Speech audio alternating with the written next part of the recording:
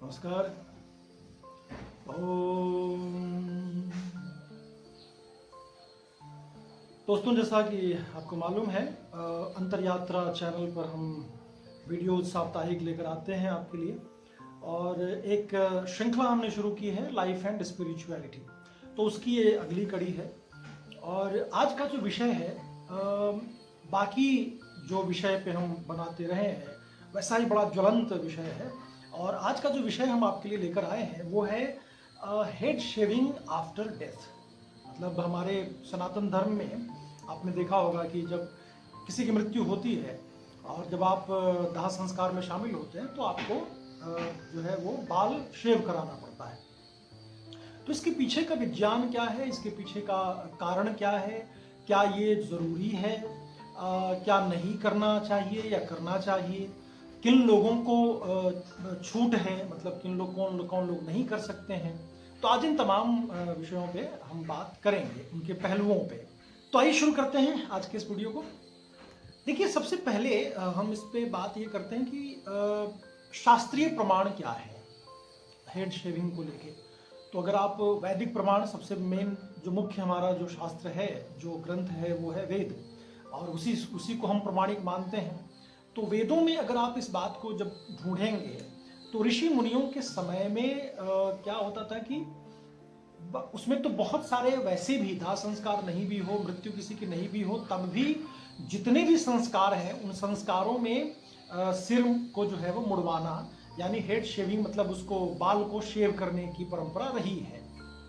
Head shaving में बाल shaving करना कहते हैं। तो बाल जो है उसको शेव करना, जो सिर का बाल है उसको, वो परंपरा हमारी रही है। जैसे कि ब्रह्मचर्य आश्रम में जब बच्चा पहली बार पढ़ने जाता था तो उस वक्त भी होता था।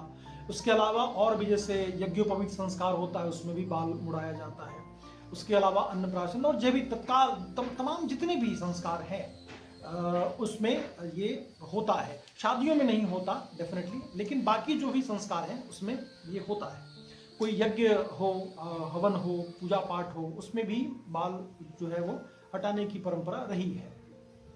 तो लेकिन वेदों में खास तौर पे एक सिर्फ की मृत्यु पे बाल हटाना, इसकी कोई चर्चा नहीं है ना। अब आप आते हैं कि जो पुराणों में इसकी क्या चर्चा है। तो जैसे आपको पता है कि जो पुराण हैं वो बाद में लिखे गए, जो हमारे 108 पुराण हैं और 11 उपनिषद है। तो 108 पुराण में जो मुख्य पुराण है उसमें एक गरुड़ पुराण भी आता है, और उसकी चर्चा इसलिए बहुत होती है चूंकि जब किसी की मृत्यु होती है उसके बाद पंडित जी आते हैं और गरुड़ पुराण पढ़ते हैं वहाँ पे। तो गरुड़ पुराण भी जो एक पुराण का हिस्सा है, और ये पुराण बाद में लिखे गए, बाद में ऐड किए गए, और इसमें कर्मकांड सबसे ज़्यादा है और कथाओं के माध्यम से चीज़ों को सांकेतिक तौर पे बताने की एक कोशिश रही है। लेकिन दिक्कत यह है कि हम जो सनातन धर्म के लोग हैं, सनातनी हैं, जो भी आर्य हैं, जिसको आप हिंदू कहते हैं आप लोग, वो सब उस चीज़ को सही मान बैठते हैं कि ऐसा हुआ था, जबकि वो कहानी है, कथा है ना, ऐसा सचमुच में नहीं हुआ। तो वैसे ही गरुड़ पुराण में जो है बहुत सारी चीज़ों का जिक्र है कि आत्मा कहाँ जाती है, मरने के बाद क्या होता है, वो डिटेल में उसके बारे में दिया हुआ है, पुनर्जन्म के बारे में भी है। और उसमें तमाम जो है वो कर्मकांड का भी है कि पंडितों को क्या करना चाहिए, पंडित जी को कैसे बताना चाहिए, घर के लोगों को क्या करना चाहिए। तो उसमें गरुड़ पुराण में इसकी चर्चा दिया हुआ है। अब आते हैं एक अगले इस पे एक और पहलू पे कि आपको पता है पितृ पूजा या पितृ तर्पण जो हम लोग करते हैं सनातन धर्म में, तो उसमें कहते हैं कि देवी देवता और मूर्ति पूजा की जो शुरुआत है पूरे इस पृथ्वी पे, वो पितृ पूजा से ही शुरू हुआ है ना। तो अब पितृ पूजा में भी आपने देखा होगा कि जब गया में हम जाते हैं पितृ तर्पण करने तो बाल मुड़ाते हैं। तो मतलब कहीं ना कहीं बाल मुड़ाने और बाल को हटाने की का जो सिलसिला है वो शुरू से रहा है। अनेक अनेक जो है वो उपलक्ष्य में, है ना। तो उससे अगर आप इसको जोड़ते हैं तो वो भी एक प्रमाण हमारे पास है। अब आते हैं थोड़ा प्रैक्टिकल प्रमाण पे कि प्रैक्टिकली हम ऐसा क्यों करते हैं आज के समय में, है ना। देखिए, सबसे पहले तो जो शास्त्र में और जगह जो वर्णित है, गरुड़ पुराण में भी लिखा हुआ है कि खास तौर पे ये चीज़ तभी करना चाहिए जब आपके माँ और पिताजी इन दोनों के ही गुजरने के बाद आप जो उसका उनका जो बच्चा है, बेटा है, पुरुष खास तौर पे, वो बाल मुड़ाएं। तो एक तो ये है, और दूसरा है कि किसी और भी रिलेटिव सगे संबंधी की उसमें आप जाते हैं दाह संस्कार में तो भी करवाना चाहिए। उसका भी रीजन मैं आपको बताता हूँ। सबसे पहले ये हम बात कर लेते हैं कि सिर्फ पुरुषों को क्यों है बाल मुड़ाना। देखिए, पुरुषों को इसलिए मुड़ाना है क्योंकि पुरुष जब जाते हैं दाह संस्कार करने, मृत्यु के बाद वैसे कहा जाता है कि छुतका लगना या पातक लगना कहते हैं। उस पातक का मतलब ये होता है कि बैक्टीरिया जो है और जो इनविजिबल है वो बहुत ज़्यादा एक्टिव हो जाता है। तो जब आप दाह संस्कार में जाते हैं तो वहाँ भी अग्नि आपने दिया, दाह संस्कार किया, और लौटने के बाद कुछ समय बाद तो जो लोग दाह संस्कार में गए हैं पुरुष ही जाते हैं, ऐसी मान्यता है।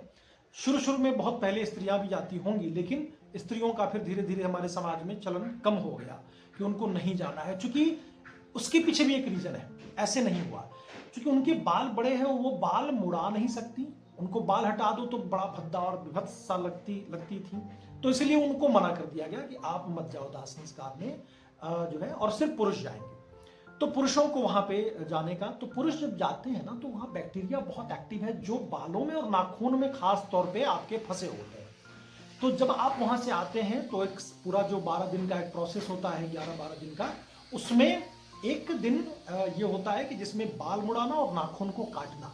तो उसके पीछे भी ये एक लॉजिक है, एक रीजन है कि आपके जो बैक्टीरिया कहीं फंसे हैं आपके बालों में और नाखून में, वो हट जाएंगे और आप शुद्ध हो जाएंगे। तो शुद्धिकरण करने का एक ये है कि पातक आपका निकल गया। पातक पूरे घर पे लगता है तो पूरे घर वाले देखेंगे कि आप खूब सफाई सुथरा, साफ सफाई होती है, घर को पूरा लीपा पोता जाता है। बहुत सारे घरों में बहुत तरह के उसके लिए प्रोसेस होता है, यज्ञ होता है, हवन होता है। तो उसका ये भी है कि ताकि घर की पूरी सफाई हो, तो कहीं भी बैक्टीरिया हो या कहीं भी गंदगी हो या उस आत्मा के जाने के बाद जो शरीर जो मृत हुआ है तो कुछ समय रखा भी जाता है। ऐसा नहीं कि मृत होने के तुरंत बाद उनको दफनाया जाता है या दाह संस्कार होता है। तो जब रखा जाता है तो कहीं ना कहीं पूरे घर में उसकी एनर्जी है या उसकी बैक्टीरिया है, तो इसलिए भी ये सफाई सुथरा किया जाता है। तो ये तो हो गया। अब हम आगे थोड़ा आते हैं कि आउट ऑफ रिस्पेक्ट और लव, जैसे मैंने कहा कि खास करके माँ और पिताजी अगर हैं तो वो बहुत क्लोज हैं आपके, आप उनके अंश हैं। तो ये भी एक रीजन है कि आप आउट ऑफ रिस्पेक्ट, मतलब आप उनसे कितना प्यार करते हैं, उस प्यार को दिखाना भी कहीं ना कहीं इससे है कि आप अपने सबसे प्रिय चीज का दान कर देते हैं। तो सबसे प्रिय बाल ही होता है लोगों का, देखा जाए पूरे शरीर में अगर आप देखें किसी अंग में तो बाल सुंदरता का प्रतीक है। बाल को अच्छे से बना के, बाल कटा के देखते हैं ना तो हैंडसम लगना। तो इसलिए बाल अगर हटा देते हैं तो ये प्रतीक है कि कहीं ना कहीं आप उस व्यक्ति से बहुत ज्यादा जुड़े थे और आपका जो लगाव था वो एक नेक्स्ट लेवल पे था। तो ये भी एक प्रमाण है जो सामाजिक प्रमाण होता है कि समाज के लोगों को ये प्रमाण देना होता है।